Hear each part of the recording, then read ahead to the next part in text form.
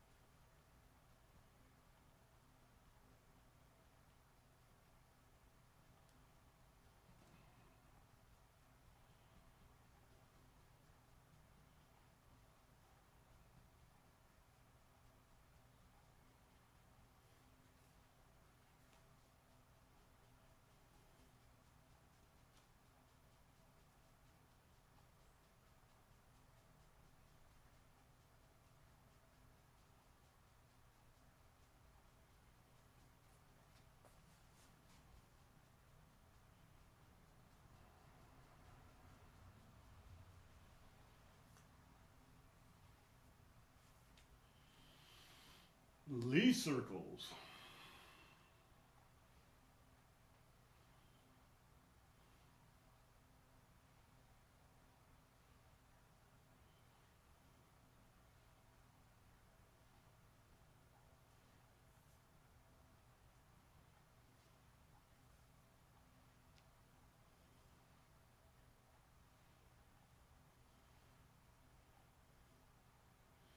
And reverse.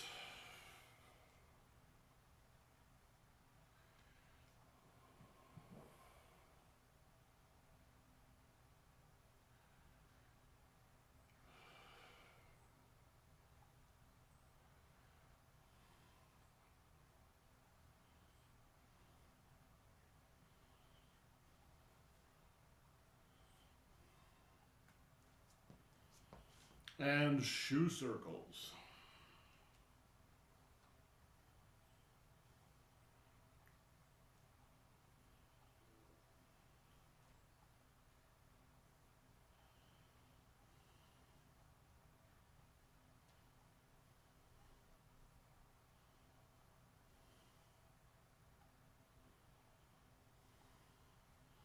And reverse.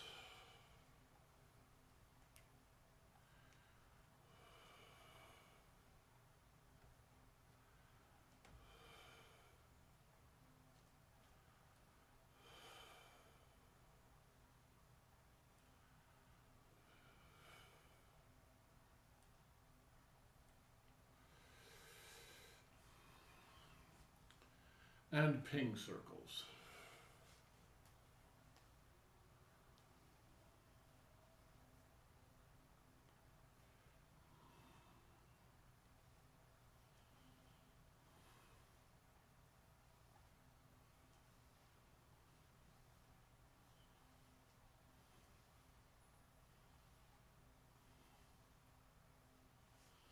And reverse.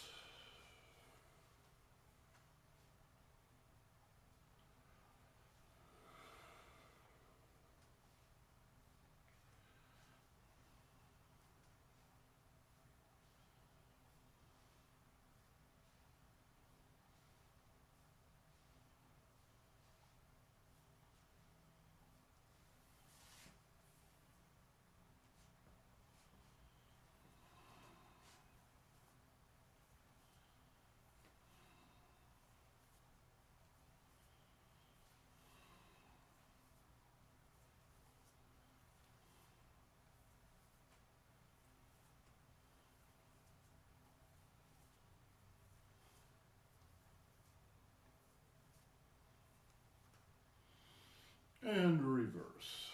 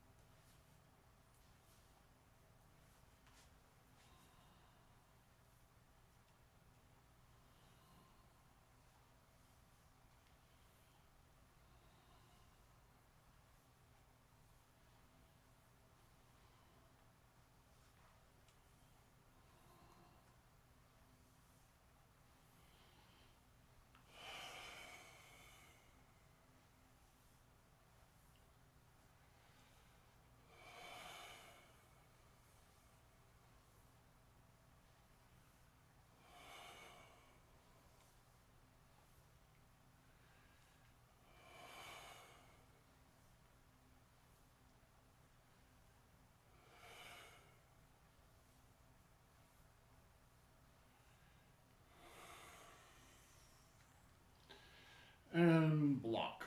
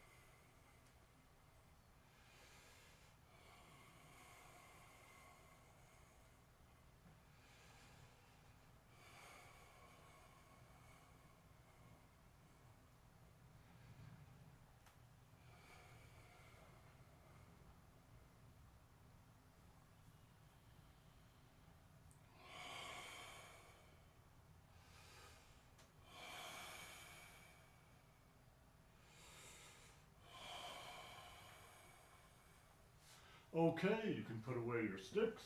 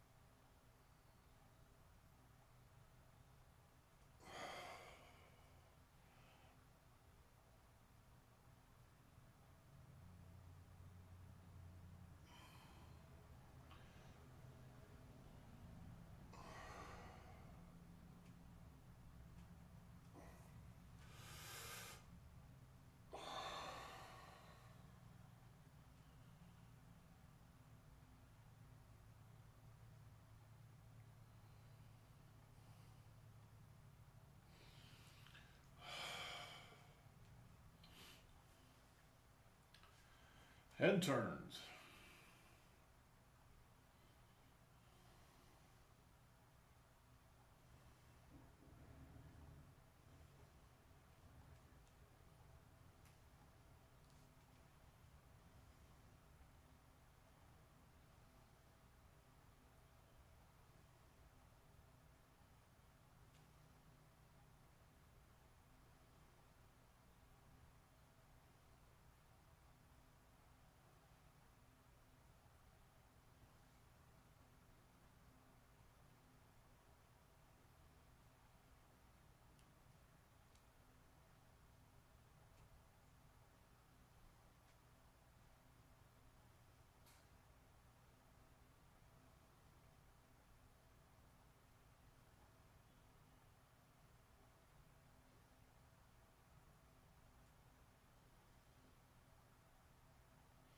And center and head rolls.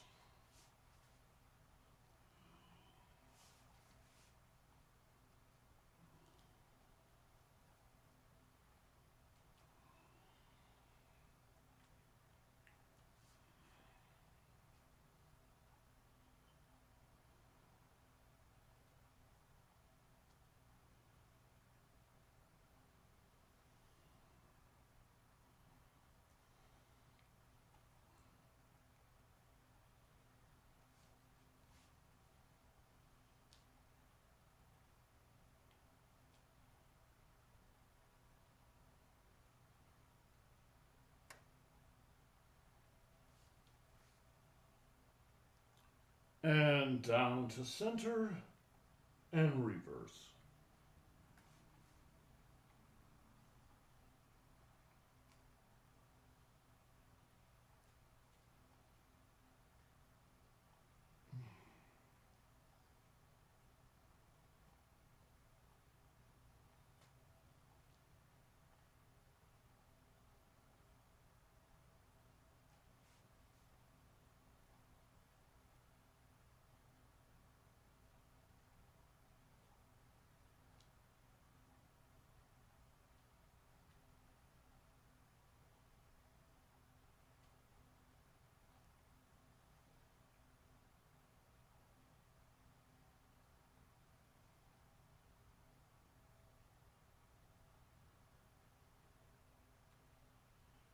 And down to center and back up.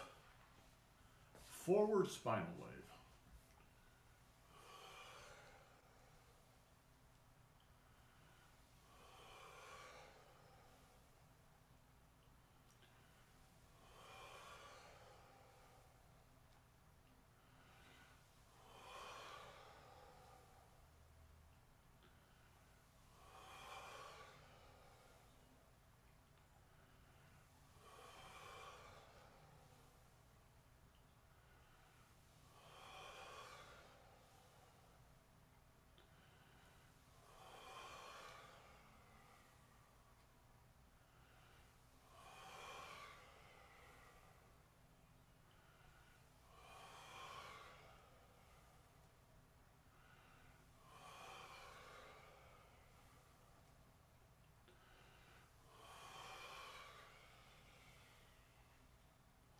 And reverse.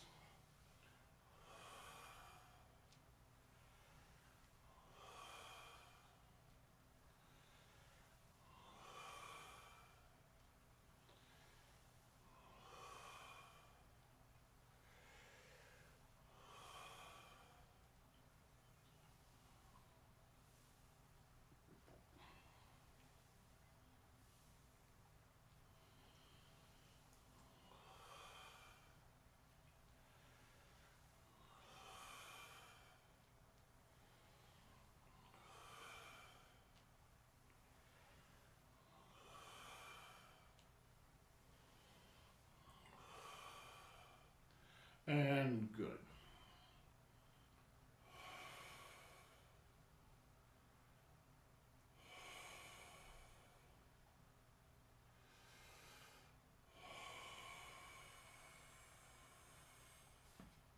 The qua.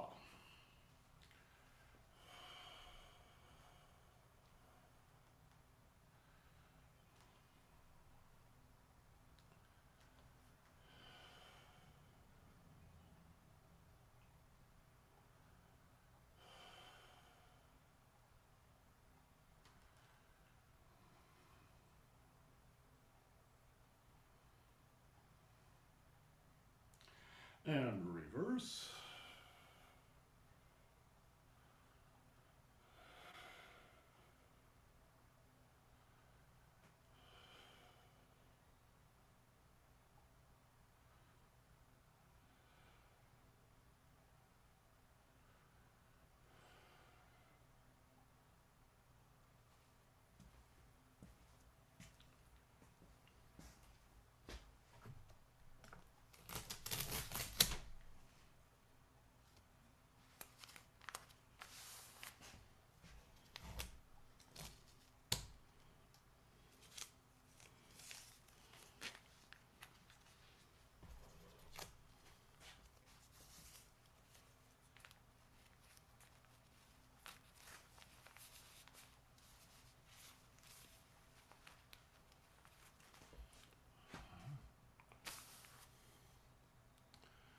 So you can do it like this, like we're doing it, right?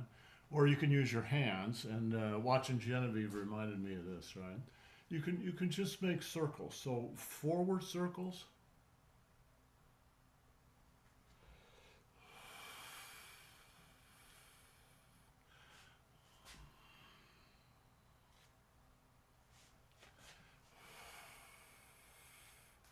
Right? Get the qua involved.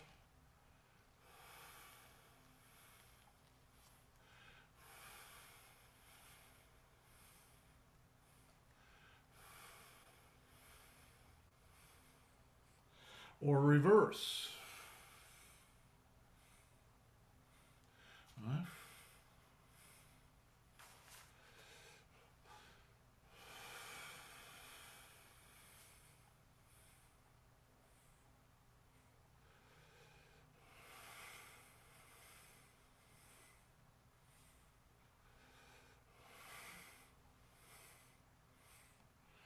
And good.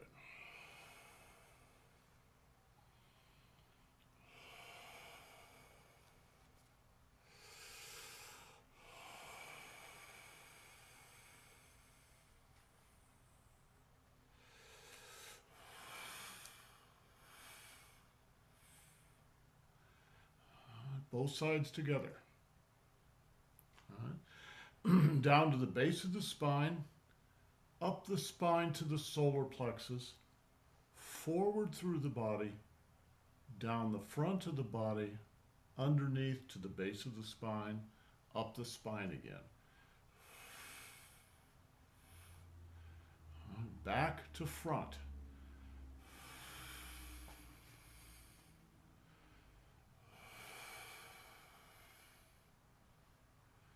Right? Or reverse.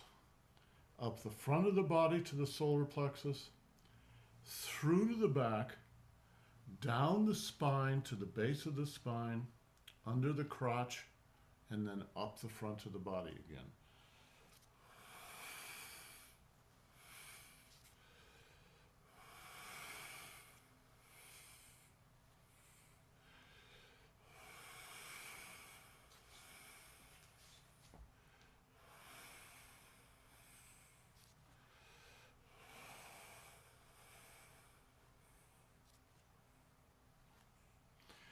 So one thing you can play with a little bit as you do this exercise. So in the West we call these belly rolls, and I don't know, they're sort of, they don't go in very deep. You should go in really deep. That's why I put my hands on, to encourage myself to go all the way back into my spine, up the spine, down the front, up the spine, down the front.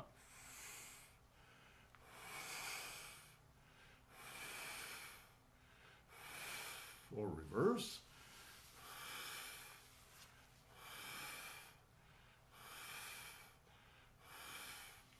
When you're doing that, you're actually practicing a version of the microcosmic orbit.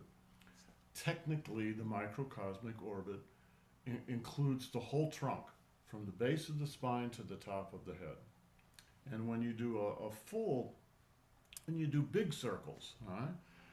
All the way up the back to the top of the head, and then down in front, under, all the way up, down, under, or reverse, all the way up, down the back, under, up the front. Okay, that's the microcosmic orbit. But there are smaller orbits in the body. So the microcosmic orbit is actually built like a Russian nesting doll. There's one doll inside, and then there's another doll inside that, and then there's another doll inside that, and another. There are six of them. Right? So the big one goes all the way from the top of the head to the base of the spine. The smallest one is the dantian itself. So you can just rotate the dantian. A good way to do that. See if I've got. I don't have a marked.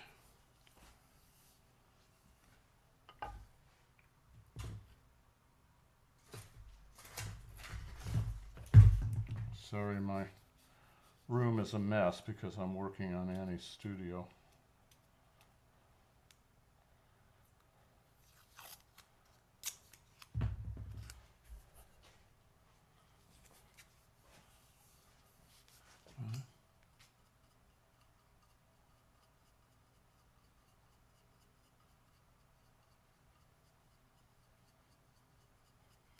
All right, can you see the little blue dot moving backward? I'm just flipping the dantian like this. And you can also do it forward too. So that's the smallest one. But there are four other ones inside. This exercise that we're doing here that goes from the base of the spine to the solar plexus is kind of a middle-sized one. So there's the big one, there's the tiny one, there's the middle-sized one, and there are three other ones too. Another way to say it is your trunk can be divided into six different sections. And those 6 sections each can do a microcosmic orbit, or a version of the microcosmic orbit. Is that clear? This is at some point you could just sort of experiment with yourself and see if you can find those. They're only important for advanced Qigong, or if you start doing Tai Chi. Because if you're doing Tai Chi, you need that kind of microcosmic control of your trunk, eventually. Eventually, Catherine. Not this time around, eventually.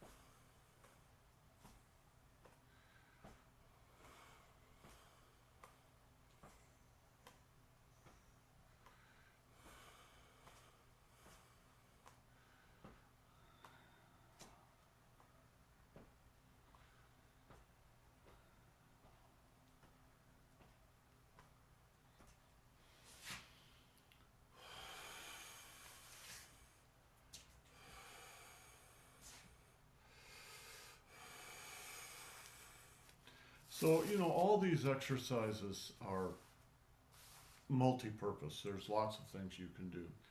When you're doing what we just did, the windmill, the main thing I'm actually working on is a massage for my SI joints in back. You know what your sacroiliac joints are? Catherine, do you know what your sacroiliac joints are? Right? So you could say you could just say they're on either side of the spine here. When you go back like this, you touch. You can, if you're in the mood for it, you can give yourself a little pop, but just very gently.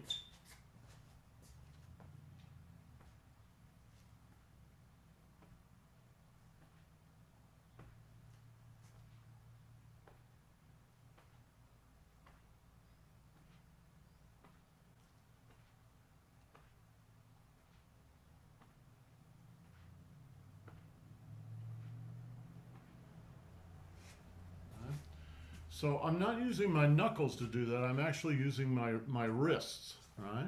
So you massage. You just do a little gentle pop on there.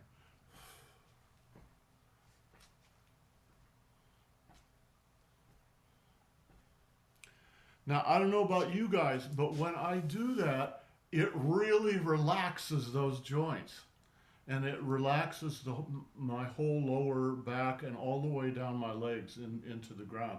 And that's what you're going for, is just to open those joints a little bit and give them a little bit of a pressure massage, right? Okay.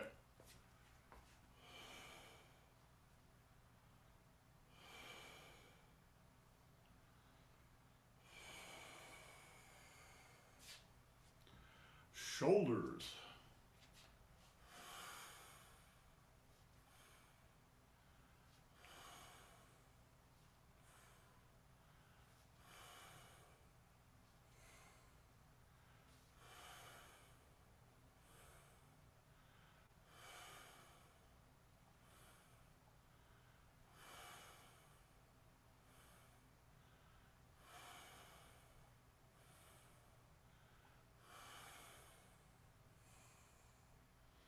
And reverse.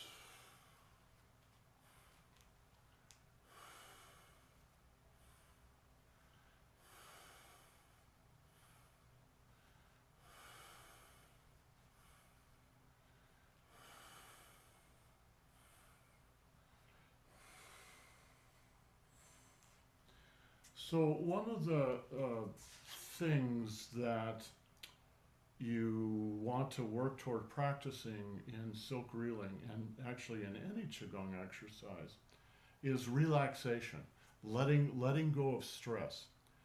Where stress tends to build up is in the joints. All right? Just think about your arm. It only has so many movable parts. Most of it is not very movable in between, right? You can't move your upper arm, right? You can twist it, but you can't bend it like this. So when you're doing this, this is actually a good thing to do in front of a full-length mirror and watch yourself.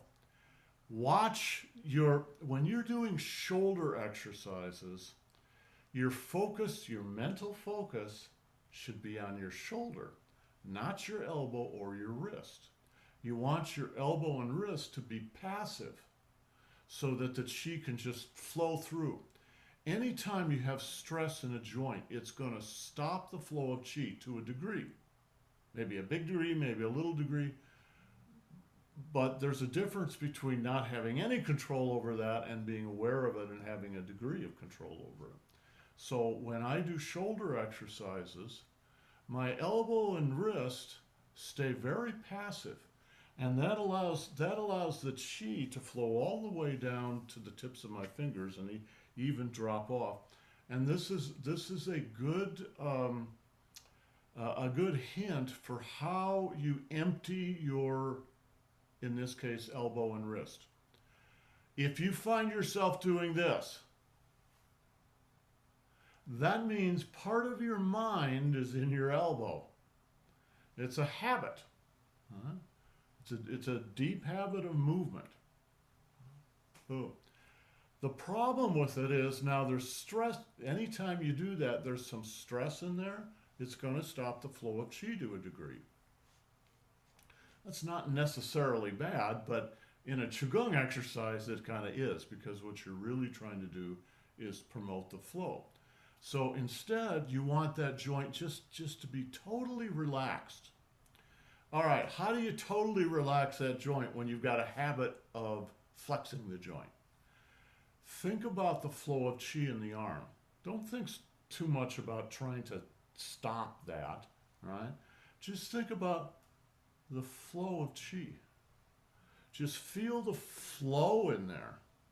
And the more you relax your arm, the more you can feel the flow going all the way down to your fingertips and then all the way into the ground. Or on the other side, right? All the way down.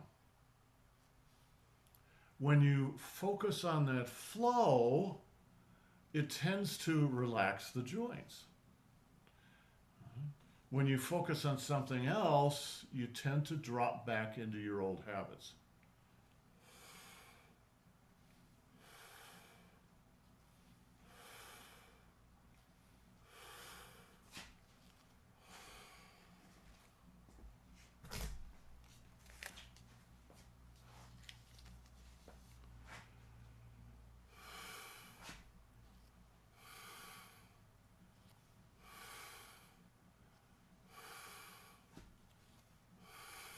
It's not this. That's the next exercise. In this exercise, just totally relax.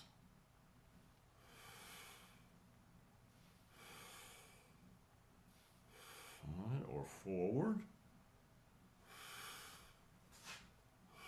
It's the shoulder that's moving, not the elbow.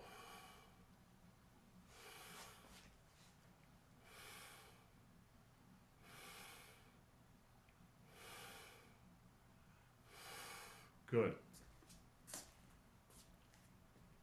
Alternates.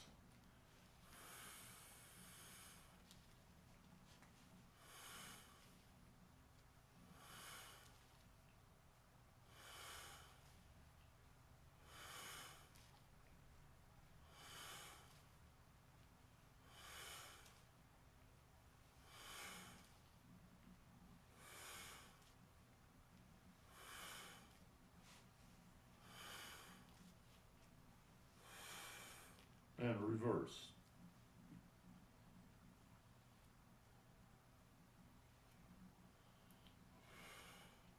And then focus on the shoulders.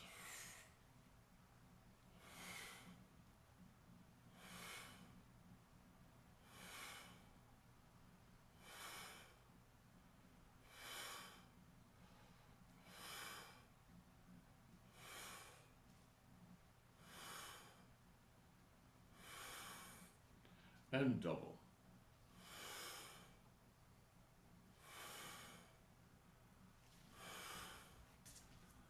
Center chest, lower back. Center chest, lower back. And the shoulders ride on that.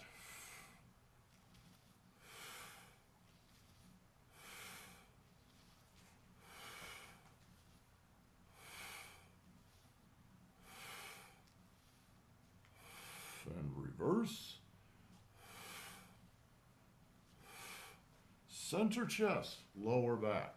Center chest, lower back.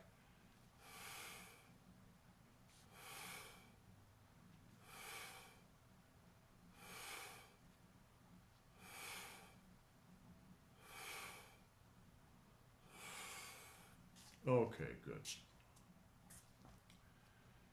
Okay, we're going to finish with the elbows.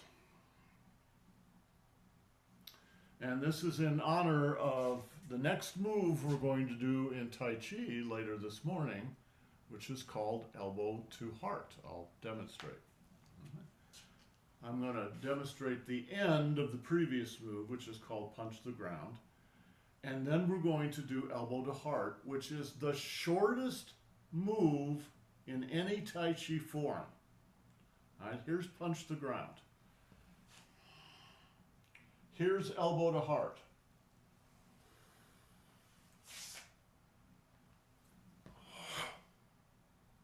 That's it. All right. Our exercises come straight out of that move. All right.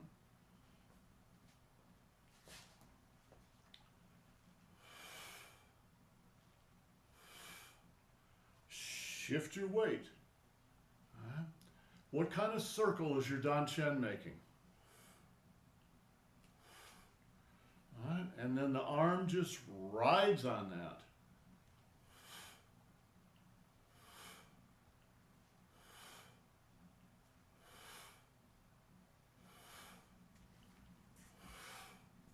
All right. Touch your body with your hand. All right. Right up under your collarbones.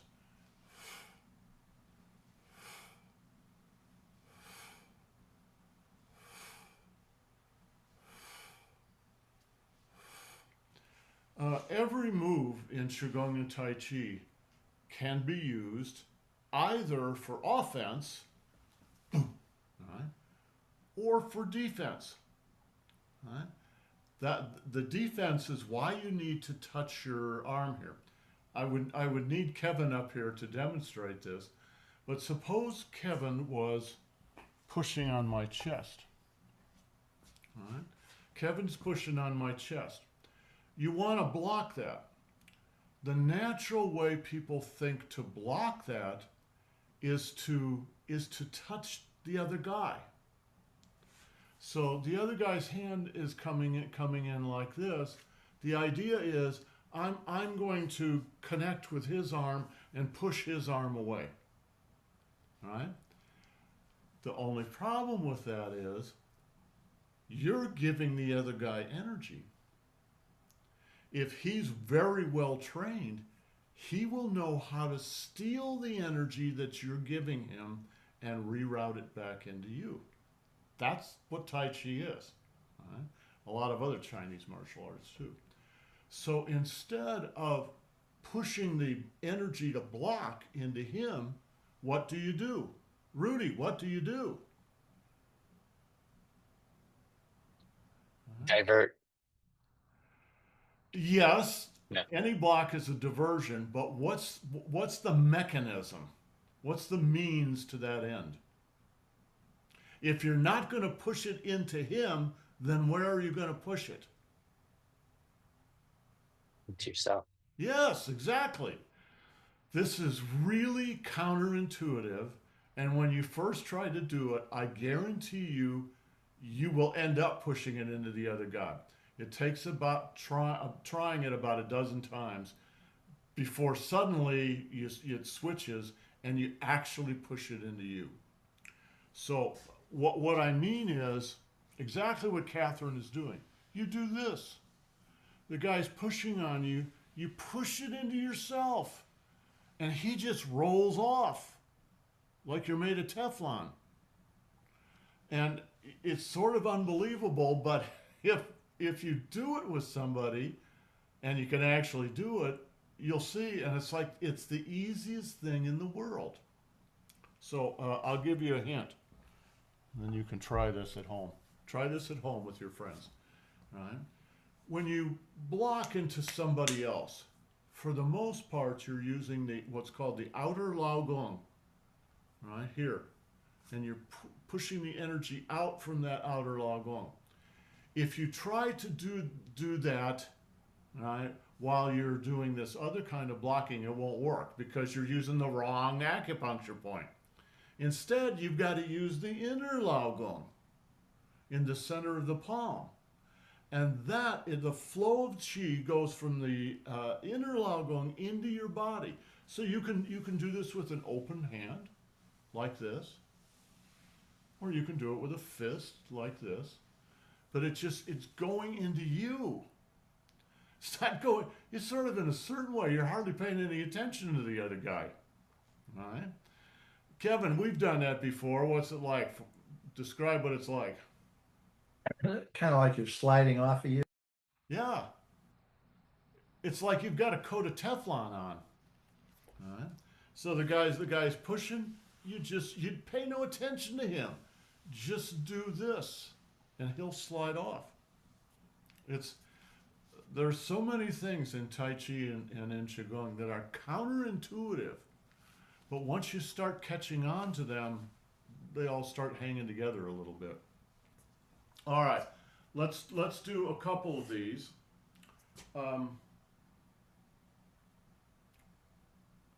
Rudy, did you want to say something? Yeah, I have a question. Yeah, So, just a little bit more detail on the absorption piece. yeah. Is that when you're taking that energy, or is it grounding? Where's that energy going? Because he's giving it to you, and you're taking it, and that energy needs to go somewhere, right? So that gets into the discussion of the chi path. What's the path of chi in your body? Because it doesn't just go in here and sit there. It goes somewhere. Rudy's absolutely right. So generally, Rudy, two things. One, it depends on what you're going to do, right? This is a defensive move, but it's going to be followed by an offensive move, right? And it's probably going to be by the other hand. So 1, 2, for instance, right? He's coming in this way, right? And you help him continue going that way. So in that case, the chi path would follow the path of what you were just doing. And the second part of this is generally the chi path is always fundamentally the same. Basically, it's going to go to your dantian, and then it's going to go to the ground. Then it's going to come up to the back of the dantian, the Mingmen acupuncture point, and then it's going to go to whatever part of the body you're using for offense. So if it's this hand, then one way to think of it is it just goes directly through the air to this hand. Another way to think of it is it's going to go into the center chest and then shoulder, elbow, wrist, and fingertips. So it's going to make a giant circle. It's going to, if the guy's pushing here and you're stealing his energy, right, this way, it's going to go down into the ground, back up, and then out. So it's making a big loop like this. And in general, it's always that way because you always want to involve the whole trunk in whatever you're doing.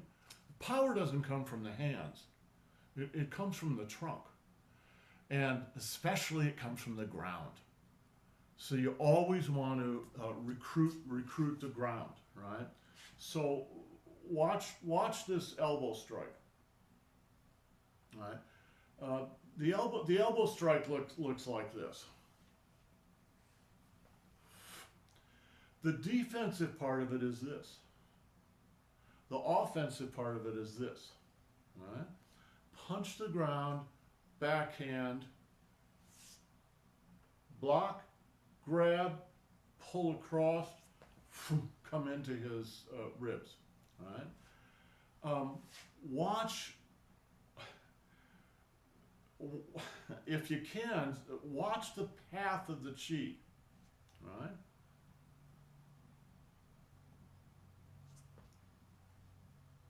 Boom, right? Boom. Coil up, right? And you notice I stepped in. I stepped in so that later I can step out. Kevin, what's the formula for force? Uh, mass times speed.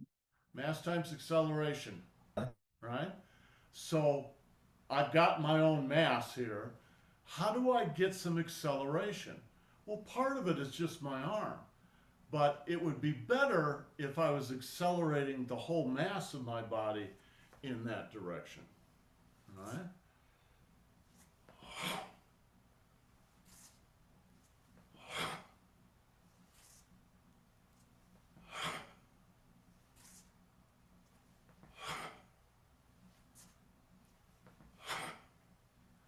It's a fun move to do, and if you can get it, it's absolutely effortless, and it will teach you an awful lot about what Tai Chi actually is.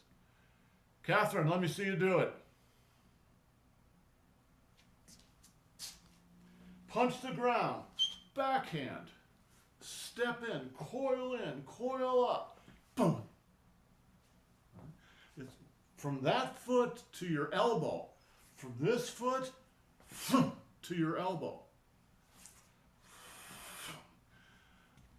Guys, the object is not to learn how to elbow somebody. The object is to learn your energy body.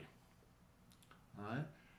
Chances are, well, Catherine's a little different because Catherine likes to go out on Friday night and hit the bars and get into fights and all kinds of problems. So she's really into the martial side of this. All right? But even if you never throw an elbow at anybody, it's good to know that if you want to get some energy going in that direction, then shift your weight to the left foot and then move it to the right. Left, right. The Dan-Chen turns.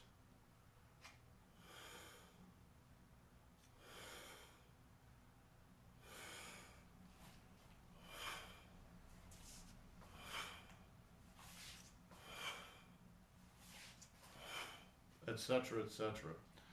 All right? All right, any final questions? Good question, Rudy. Okay, guys.